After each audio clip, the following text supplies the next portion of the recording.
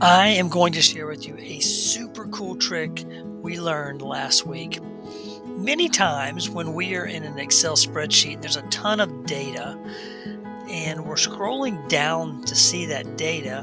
One thing that happens is the actual column headers they get hidden, and so you forget which data in which cell goes to which column header.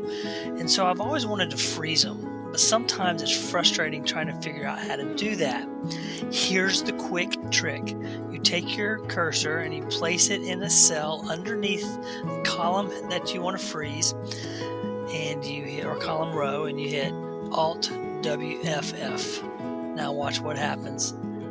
It freezes. Enjoy.